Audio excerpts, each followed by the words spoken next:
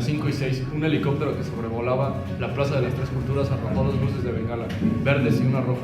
Acto seguido se escucharon los disparos en contra de los miles de estudiantes que se congregaban allí.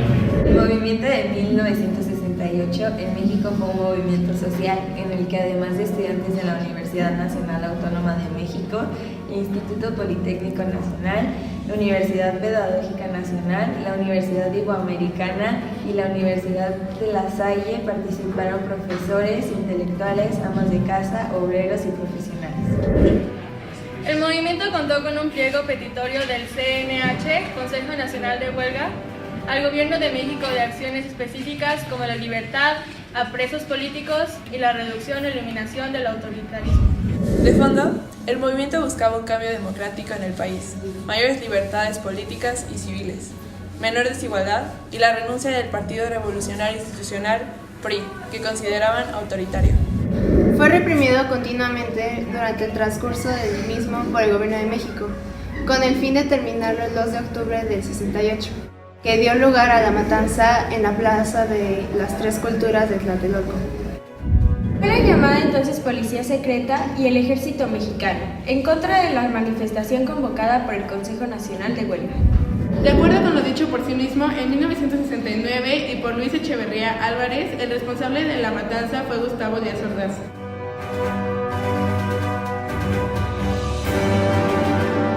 A continuación les presentaremos 5 testimonios del 68.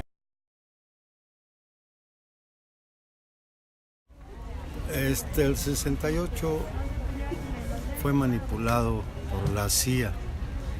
Directamente la juventud se dejó manipular porque no era para crecer tanto un conflicto. Prepa 5, vocacional 5, pleitos. Siempre ha habido pleito entre politécnico y universitarios. Hubo golpes, pero llegaron los granaderos y se metieron a la Boca 5, golpeando maestras, alumnas y todo. Y ahí empezó a crecer todo.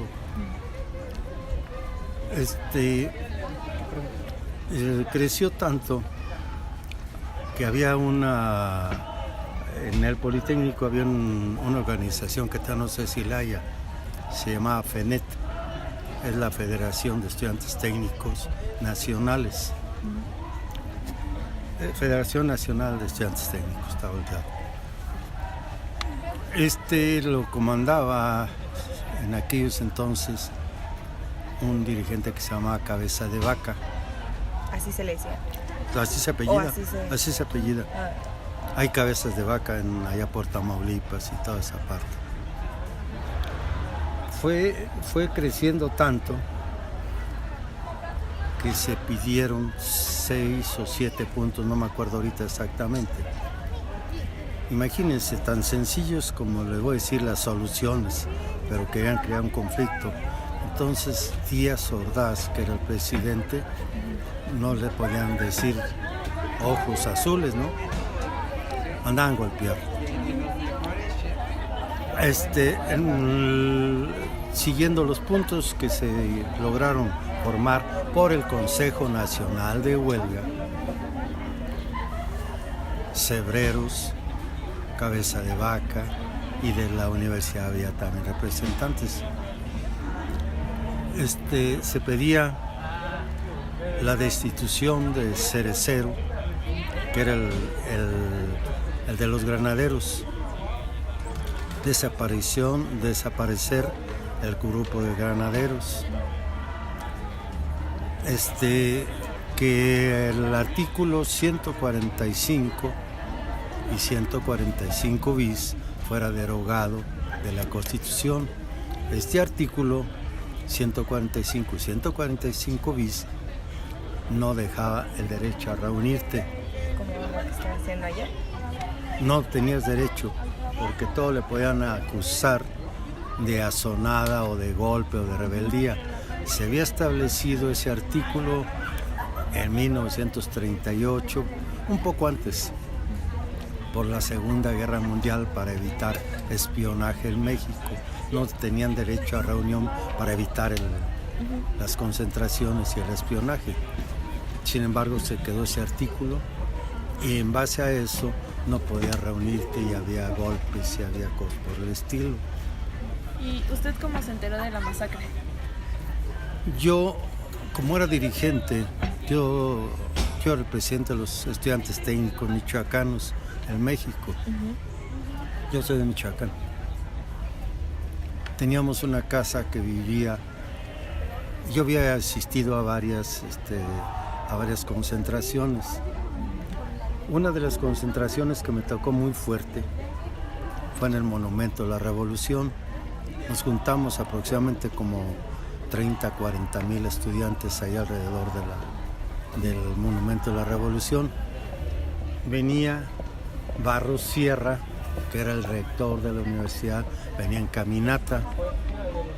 Lo detuvieron en Félix Cuevas, con cañones, con tanques, con todo lo que tenían. Y a nosotros nos rodearon 3 cinturones de granaderos en primer lugar, luego otro cinturón de policía, de judiciales y todo eso, y después otro cinturón de militares. Nos iban a fregar ahí en el... ¿Y qué pasó? Y alguien que se le ocurrió el cerebro, quién sabe quién sería, ahí no supe yo, empezaron a cantar el himno nacional. Y el himno nacional tienen obligación de cuadrarse el ejército y la policía.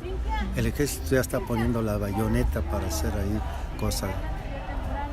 Pues yo me salí, yo les dije a los que iban conmigo que yo tenía, así como andan ustedes, grupo, no nos vamos a poner en la mera orilla porque son a los primeros que van a fregar.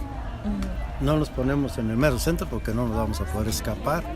Si necesitamos escaparnos, nos pusimos en una parte intermedia, salimos caminando entre todos porque ¿qué están? Pues cuadrados, pues, Sí. Pero ya se estaban bajando la capucha. ¿Cómo me enteré? Como les digo, yo era representante de los michoacanos, teníamos una casa en Héroes número 52, Colonia Guerrero. Allí vivíamos aproximadamente 150 estudiantes, una casa grande, pero el gobierno de Michoacán daba el dinero. Fíjate lo que son las contribuciones para sostener esa casa. Como yo el representante, yo firmaba el contrato de arrendamiento con los dueños. Y en aquellos ayeres era un dineral que yo debíamos, se retrasó la renta automáticamente. El dinero no llegaba y aquel entonces ya me traían a mí de la cola, pues yo tenía la firma ahí plasmada. Debía 17,000 pesos de aquellos ayeres, un dineral. Entonces yo cité a junta a todos los michoacanos, no nomás a los 150, sino éramos 600 y tantos la asociación. Era una asociación grandecita, teníamos periódico, teníamos representantes en muchos lados así de grupo. Inclusive el de la FENET en esos tiempos era michoacano, Gil Zamora. Así se llamaba ese hombre, o se llama. Ahora es doctor, creo, Gil Zamora. Para hacer ya muy no larga la historia, yo cité a los michoacanos y nos fuimos en un camión a Morelia. Y les dije, íbamos como unos 30. Tantos se ponen en la puerta porque yo iba a ver al gobernador así de... Tantos se ponen en la puerta principal, tantos en la puerta donde se escapa el gobernador y tantos me siguen. Llegamos y salió el secretario de gobierno y le dije, pues debemos todo esto. Mira, güerito, me dijo. Carlos Martínez Reta, así se apellidaba el señor en aquellos ayeres. Dice, mira, güerito, el gobernador no te puede atender ahorita, pero los quiere mucho, guau, guau, guau, guau. Se les dio la vida. Sí, le dije, mira, no queremos saber al gobernador, queremos solución del dinero que debemos, que el Estado debe y que yo debo. Me dijo, mira, güerito, vente mañana, pero vean qué vivos son, vente mañana, pero que se vean los demás ya, que se vayan y tú puedes venir a arreglar todo. Sí, no. Le dije, no, aquí están los recibos de la renta, fírmamelos. Es que no hay dinero, ya se iba, el gobernador en ese entonces era Agustín Arriaga Rivera, ya salía, y era cambio de gobierno. Sí. Le dije, no, aquí están los recibos, fírmamelos tú como secretario particular de gobierno, con fechas cosechadas, pues, cosechado, porque si no me puedes dar todo el dinero ahorita.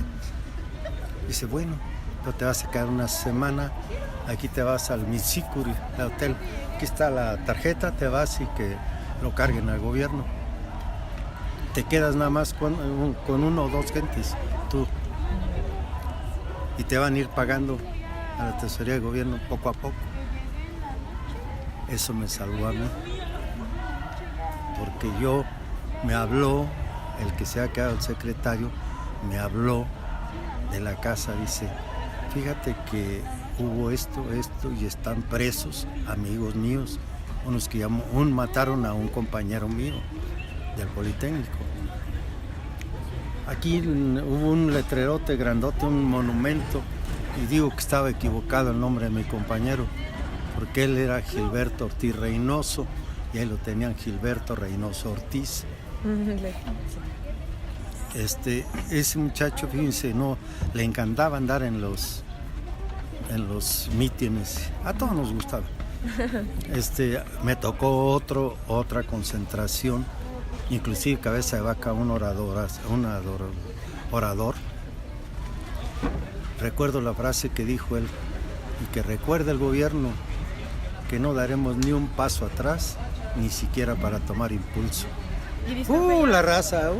Ya para concluir, ¿cuál es su opinión personal acerca de Gustavo Díaz Ordaz? Gustavo Díaz Ordaz fue buen presidente, entre comillas. El causante de la mortandad, inclusive Díaz Ordaz estaba en Guadalajara. El delito que se le puede considerar a Díaz Ordaz ser una persona muy prepotente.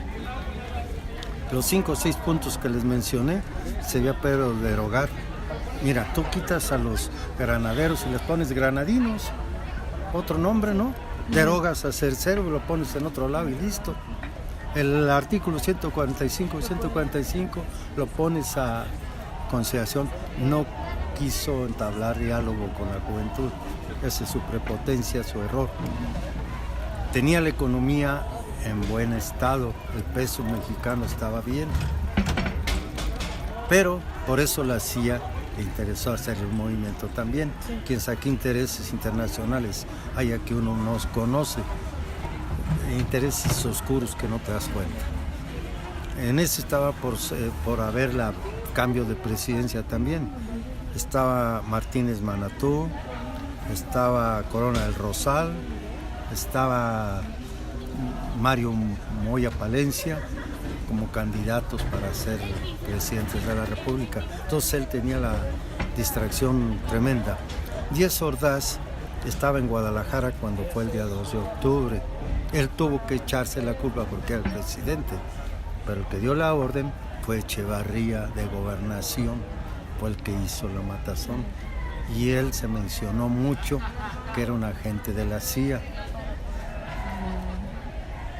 Realmente el 68 es triste, ustedes no lo vivieron, viven una libertad que logramos, entre comillas, hacer. Tiempo después derogaron el artículo 145 y 145 bis. Pero tiempo después, ¿a poco no lo han podido haber hecho en ese entonces? Pero era una intransigencia contra la juventud. Golpearon amigos míos, desterraron a algunos, otros estuvieron presos, estuvieron en el campo militar número 1. Yo no me tocó verlo físicamente porque anduve allá en Morelia. Sí. Me tocaron 3 o 4 concentraciones y la marcha del silencio por lo de Gilberto Ortiz Reynoso. No, una marcha tremenda, silenciosa, caminando, nadie, ni un ruidito. Imagínense qué impresionante es, nada de gritos ni nada, como ahora, que aquellos gritan y gritan y gritan. No hay. Pero eso no hace nada. Es que eso es efectivo. Yo como ustedes, que alguna protesta, lo haría en la casa del gobernador, en la mera casa, para bloquearle todo lo que sea, que no salga, que no entre. Pues qué, se va para su casa y sigan gritando acá todos. Eso no es efectivo, son movimientos. Aquel sí era. No teníamos toda la prensa en contra. Tenían estrategias. Allí se usaban estrategias, ustedes iban, los 5, vamos a hacer la brigada de información, se subían a los camiones, se daban boletines contra la prensa, contra la televisión, contra los periódicos, pues todo. Yo es triste porque yo en la casa, quién sabe cuántos desaparecidos habría. Llegaron muchos padres a preguntarme por sus hijos. Yo no sabía. Pues cómo iba a saber yo dónde los que... Pero el 68 estuvo feo. ¿Cuántos años tenía usted cuando sucedió todo Como esto? 24, 23, 24 años. ¿Cuál es su nombre? Marco Antonio Godoy. Muchas gracias. Muchas gracias. Sí,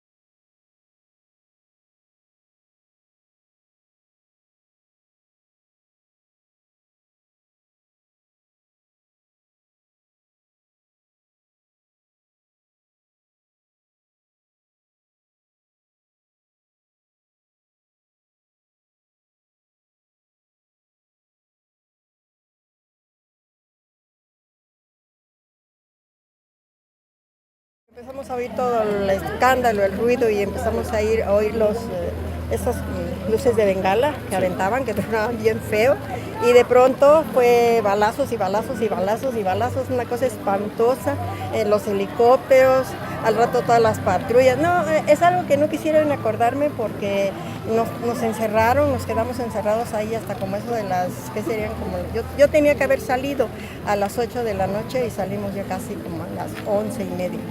Y nos tuvimos que ir caminando porque no había como irnos con un montón de miedo hasta donde llegamos. Al día siguiente que regresamos, pues había cantidad de tanques en todo el Zócalo, eran tanques, eran militares, era una cosa horrible. Y ya no nos dejaron pasar ya no pude pasar a donde yo trabajaba porque ya estaba todo cerrado. Nosotros teníamos idea que pues se metieron a los edificios Tlatelolco, había personas que vivían ahí que yo conocía, entraron, les abrieron los departamentos para buscar a los muchachos que se habían escondido ahí, o sea, porque muchas mamás les abrieron la puerta a los chicos que andaban corriendo y les abrían la puerta para esconderlos, pero se metían los militares, les importaba, abrían las puertas, se metían, buscaban debajo de la cama en donde fuera y si los encontraban los sacaban. En ese entonces nunca supimos en realidad qué cantidad de muertos fueron y quiénes fueron, porque ¿sabes qué hacían? Cerca de lo que es donde está ahorita lo de los diputados, la Cámara el Congreso de la Unión, ahí hay, no sé si todavía exista, había como un centro militar ahí y ahí habían crematorios. Entonces ahí llevaban los carros, esos llenos, ahí los metían, nunca supieron de ellos. Muchos padres de familia ni siquiera nunca supieron dónde quedaron sus hijos. Fue algo muy, muy feo. Ok, muy feo. ¿Y cuál es su opinión personal de Gustavo Díaz Ordaz? Horrible. Te quiero decir cómo era Gustavo Díaz Ordaz. Gustavo Díaz Ordaz era una persona autoritaria. Él no aceptaba que nadie le dijera lo que tenía que hacer. Y lo que él decía que se hacía, eso se hacía. Él siempre tuvo esa imagen, nosotros tenemos esa imagen de él. ¿Y días después de que pasó esto, cómo iban fluyendo las cosas? O sea... Tardó mucho, fue una situación muy, muy difícil porque, pues te imaginas todos los padres que tú no sepas dónde está tu hermano, dónde está tu hijo, dónde está fue una cosa tardó muchísimo, pero muchísimo tiempo para que la gente pudiera, y yo creo que hasta la fecha, hay gente que eso no lo ha sobrepasado. A veces a mí me inquieta que, por ejemplo, los jóvenes como ustedes ahorita, que hacen sus ¿cómo te dijera? Se manifiestan ese día 2 de octubre, que no sepan realmente lo que sucedió, porque a veces yo he visto que últimamente muchos que van, pues van nada más en contra de algo. Sí, porque estoy en contra del gobierno actual, porque no es eso. Hay que ver realmente el fondo del asunto, qué fue lo que pasó y que no vuelva a suceder. Sí, claro. Porque afortunadamente yo no perdí a nadie, pero conozco a muchísimas personas que perdieron a sus hijos. Perfecto. Pues muchísimas gracias. ¿Usted cómo se enteró de la masacre?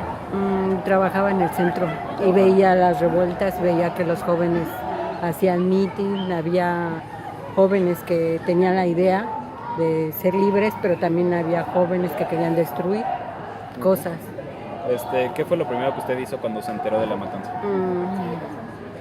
Pues es que era más o menos yo de ese tiempo, tenía como 14, 15 años, y yo pues me identificaba con los jóvenes que querían ser libres, que querían más derechos y todo, aunque ellos estaban más grandes porque iban en prepa, universidad, algo así, pues sí, estaba con ellos. ¿En qué lugar estaba mientras esto sucedió? Trabajando, ya trabajaba ese lugar. Pero pues tenía unos amigos que entraron ahí. Ok. ¿Usted, cuál es su opinión personal sobre Gustavo Díaz Ordaz? Nefasto. Nefasto.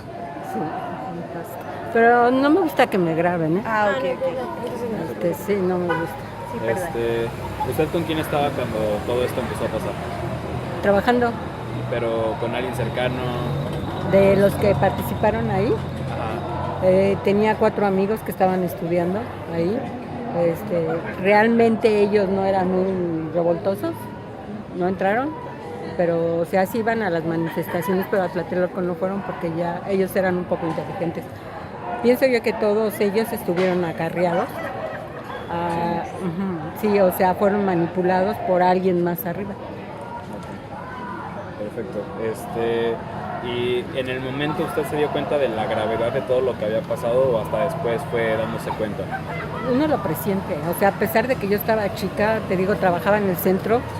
o estaba yo a un lado de los separos, porque antes estaba allí, creo que era, bueno, lo del judicial Sí, y sí. todo eso. Me di cuenta de muchas cosas. Llevaban gente inocente, la torturaban allí afuera. Entonces, escuchaba, no lo oía porque trabajaba por ahí cerca. O sea, no veía nada, No, simplemente escuchaba. nada más escuchaba y uno lo presiente que a veces es injusticia. O sea, no pregunté, no sabía nada, pero se oía. Tenía los separos así y se oía a la gente que te torturaba. Okay. Nada más para concluir, ¿cuál es su nombre? Guadalupe Hernández. ¿Cómo se llama, perdón? Jesús Suárez, servidor. Ok, mucho gusto. Me llamo Ronald. ¿Usted se enteró de la masacre de Tlatelolco de 1968? Pues yo estaba joven, ¿no? Pero sí supimos. ¿Y usted cómo lo vivió? ¿Vio noticias? Por medio de las noticias. ¿Sí? ¿Y Sí. en qué lugar estaba cuando sucedió esto? Bueno, estaba en casa con mis papás. ¿Y qué piensa usted al respecto? No, pues sí fue una cosa muy dura, ¿no? Muy dura que pues nadie quisiera vivirlo, sobre todo con sus familias. Sí. ¿Este conflicto lo llegó a afectar directamente a usted o a alguien de su familia o a algún conocido? Bueno, a un maestro que yo conocía que se perdió en eso, no supimos qué fue de él. ¿Se dieron cuenta de la gravedad del asunto en ese momento o ya mucho después? Pues nos dimos cuenta de pues, el movimiento que hubo porque yo vivía a 15 minutos de Tlatelolco, entonces se oían hasta allá hasta los balazos y eso, pero no, la verdad no lo vivimos así cerca. ¿Su nombre? José Luis Márquez, servidor. Mucho gusto, Mauricio. ¿Cómo se enteró usted de la masacre?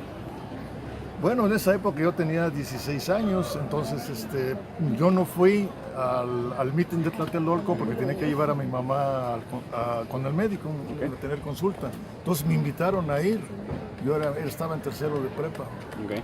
Entonces no pude ir por eso, pero sí algunos compañeros fueron y de casualidad se salvaron porque, bueno, se toparon con un militar muy sensible que no los quiso matar, eran como 10. Les dijo, váyanse, corran, no volteen para acá, les dio oportunidad de que se fueran. Entonces me lo contaron 2-3 días después muy asustados, ¿verdad? Porque sí, entre lluvia de balas y todos, ellos lograron, gracias a ese militar que se conmovió, lograron salvar la vida. Y bueno, pues las noticias verdaderas, porque obviamente los periódicos están muy manipulados. No sé si han ido por aquí en la Alameda, cómo están festejando 100 años del periódico Universal. Sí. Entonces ya vieron ahí que el periódico del 3 de octubre dice que fue una guerra con terroristas, que estuvieron disparando desde los edificios y no sé qué. Pero entonces así todos los noticieros y todas los noticieros y periódicos, pues noticias tergiversadas, ¿no? Claro. Pero la realidad fue un problema muy serio, muy violento, porque era un gobierno muy represor y muy soberbio, porque al final de cuentas él reconoció, sí, yo hice eso y qué. No tienen que culpar a nadie más.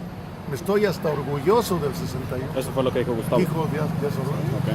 Entonces, después de que dejó el puesto, lo mandaron como embajador a España y allá lo repudiaron. No duró mucho, se tuvo que regresar y como a los 10 años murió todo abandonado, pues. Sí, era un tipo muy represor y me acuerdo de que por ahí en un poste pintaron GDO, Gustavo Díaz Ordaz, igual a Dog. En inglés, ¿no? Sí. Voltearon las letras, entonces perro.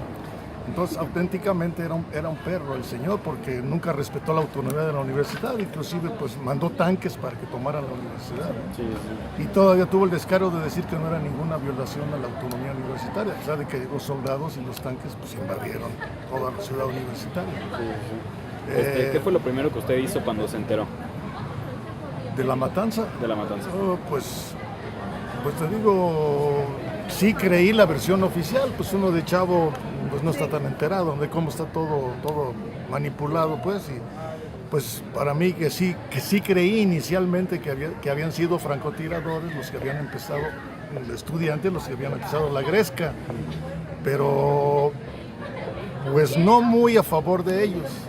Yo decía que había que tratar de alguna manera de evitar, porque yo como que ya veía que algo se iba a suceder, estaba agarrando mucha fuerza el movimiento, ya inclusive de los edificios se bajaban los burócratas a acompañar a los estudiantes en